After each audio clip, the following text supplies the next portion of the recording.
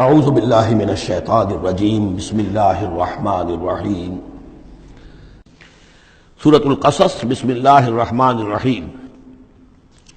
یہ جو 8 صورتیں ہیں ان میں نوٹ کر لیجئے کہ 4 صورتیں یہ ایک مزاج کی ہیں تقریباً۔ سورۃ الفرقان، سورۃ الشعراء، سورۃ النمل، سورۃ القصص، یہ آخری ہے، اس چوکے کے اندر یہ آخری ہے۔ پھر 4 وہ ہیں کہ جن میں وہ بالکل نمایاں قدر مشترک ہے کہ اس میں الف لام میم الف لام میم الف لام میم الف لام میم، تو 4 کے یہ 2 سب گروپس ہیں ان 8 صورتوں کے۔ لیکن پہلے سب گروپ میں سے ایک صورت وہ ہے کہ جو بغیر حروف مقطعات کے ہے، باقی 2 تاسین میم سے، ایک تاسین سے۔ اور ایک نقطہ یہ نوٹ کر لیجئے کہ اکثر و بیشتر صورتیں جو آئی ہیں طٰہٰ، سورہ طٰہٰ جو ہے اس میں توئے آئی ہے شروع میں، اور اس میں بھی اکثر و بیشتر حصہ حضرت موسیٰ علیہ السلام کے واقعات پر مشتمل ہے۔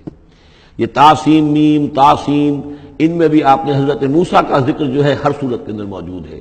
تو اس میں اشارہ کیا ہے بعض حضرات نے کہ حروف مقطعات جو ہیں ان کی ایک توجیہ یہ بھی کی گئی ہے کہ یہ جو حروف ہیں اب عربی اور عبرانی زبان کے، یہ چیزوں کی اشکال سے اخذ کیے گئے ہیں۔ بعض زبانوں کے حروف جو ہیں وہ آوازوں پر مبنی ہیں، اور بعض کے جو ہے جیسے چینی زبان ہے وہ بھی چیزوں کی شکلوں سے وہ ان کے الفابیٹس بنے ہیں۔ تو عبرانی اور عربی کے بھی جو ہیں وہ اصل میں چیزیں یا اشیاء، ان کی شکلوں سے انہوں نے حروف اپنے اخذ کیے ہیں۔ مثلا توئے کو وہ لکھتے ہیں سانپ کی طرح، وہ سانپ جو ہے اس کا وہ پھن لے کر اگر جو ناگ جو ہے اس نے پھن اٹھایا ہوا ہے اور نیچے کنڈلی ماری ہوئی ہے، یہ توئے ہے۔ تو طا جو ہے وہ گویا کہ سانپ کی علامت ہے، نون جو ہے وہ مچھلی کی علامت ہے۔ نون یوں کر کے اور ایک طرف اس کے نقطہ ڈال دے تو بالکل مچھلی، آپ نے کبھی دیکھا ہوگا تو اکثر و بیشتر جو بھی ڈرائنگز ہوتی ہیں، پینٹنگز ہوتی ہیں، وہ مچھلی کی شکل نون کی ہے، اس لیے ذن نون کہا گیا، مچھلی والا۔ اور قرآن مجید میں ایک سورت ہے سورہ نون، جس کا اختتام ہوتا ہے حضرت یونس علیہ السلام کے ذکر پر کہ جو مچھلی کے پیٹ میں جن کو اللہ نے پہنچا دیا تھا۔ تو اس اعتبار سے حروف مقطعات میں سے بعض چیزیں جو ہیں مناسبت والی نظر آتی ہیں۔ تو یہ جو صورتیں ہیں، سورہ شعراء اس میں بڑی تفصیل کے ساتھ آیا ہے، سورہ طٰہٰ میں وہ تو میں آپ کو بتا چکا ہوں کہ 8 میں سے 5 رکوع پورے حضرت موسیٰ علیہ السلام کے حالات پر ہیں۔ اسی طرح اب جو صورت یہ آ رہی ہے سورہ قصص، اس میں بھی حضرت موسیٰ علیہ السلام کے حالات اس میں ذرا اور پہلے کے ہیں۔ ہم اس سے پہلے پڑھ چکے ہیں کہ جب مدین سے واپس آ رہے تھے تو آپ کو نبوت ملی ہے، لیکن مدین پہنچ کیسے گئے، یہ واقعہ آپ کو سورہ قصص میں ملے گا کہ یہ جو تو گویا کہ اس تدریج سے حضرت موسیٰ کے حالات آ رہے ہیں کہ جیسے کہ جو آخری دور کے تھے ان کی زندگی کے وہ پہلے آئے ہیں، سورہ بقرہ میں، سورہ اعراف میں، پھر اس کے بعد جو ہے اس سے پہلے کے وہ پھر آپ کو 3 صورتوں میں ملے ہیں، اور بالکل ابتدائی دور کی جو چیزیں وہ سورہ قصص میں ملیں گی۔ طاسیم میم تلک آیات الکتاب المبین، یہ ایک روشن کتاب کی آیات ہیں۔ نتلو علیک من نبأ موسیٰ وفرعون بالحق لقوم یؤمنون۔ اب دیکھیں یہاں شروع ہی سے بات ہو رہی ہے حضرت موسیٰ علیہ السلام کے بارے میں۔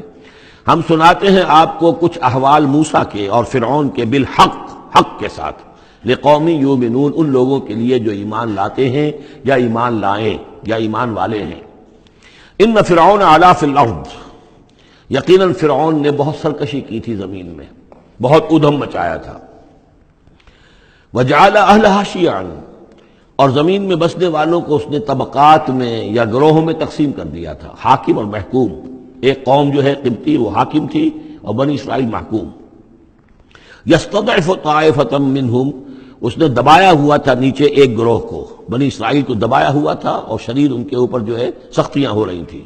یذبح ابناہم، ان کے بیٹوں کو ذبح کر دیتا تھا، یستحیی نساءہم، اور زندہ رکھتا تھا ان کی بیویوں کو، ان کی عورتوں کو۔ انہ کان من المفسدین، یقیناً وہ فساد مچانے والوں میں سے تھا۔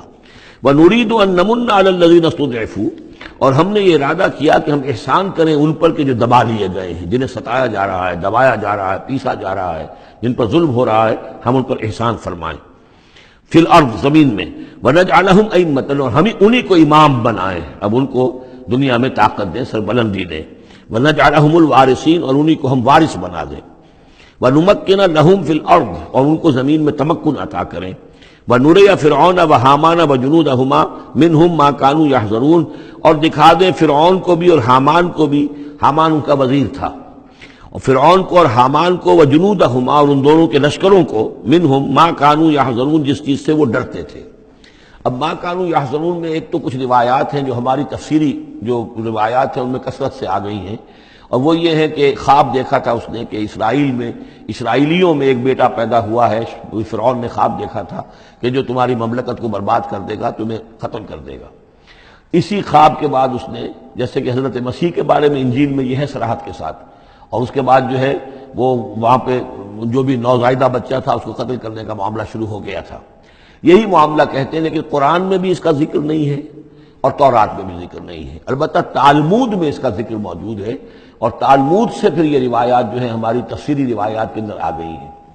ما کانوا یحزنون کی ایک دوسری توجہ یہ بھی ممکن ہے کہ ہو، واللہ عالم، لیکن ایک دوسری توجہ بھی ہے کہ انہیں یہ اندیشہ ہو گیا تھا کہ یہ قوم جو ہے اب اس تیزی کے ساتھ بڑھ رہی ہے، اس کی تعداد اتنی تیزی سے بڑھ رہی ہے کہ یہ ہمارے لیے خطرہ بن سکتے ہیں۔ بالکل وہ معاملہ ہے جو آج سے کوئی 20 سال پہلے ہوا تھا ہندوستان میں، جو نسل بندی کا معاملہ تھا کہ مسلمانوں کی تعداد اتنی تیزی سے بڑھ رہی تھی کہ ہندوؤں کو یہ اندیشہ ہوا کہ ان کی تعداد جو ہے وہ آبادی اتنی تیزی سے بڑھ رہی ہے کہ ہمارے لیے یہ خطرہ بن جائیں گے، لہذا ان کو روکنے کے لیے وہ نسل بندی اور جبری نسل بندی، پھر اس میں طرح طرح کے طریقے اختیار کیے گئے۔ اسی کی وجہ سے پھر وہاں مسلمانوں نے پہلی مرتبہ کانگریس کے خلاف یعنی انتخابی مارکے کے اندر بغاوت کی تھی، جس کی وجہ سے کہ اندرا گاندھی جو ہے ہار گئی تھی۔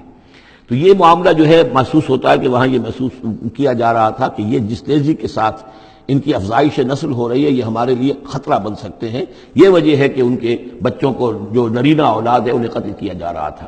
بہرحال یہ دونوں توجیحات ممکن ہے، واللہ عالم۔ صدق اللہ العظیم۔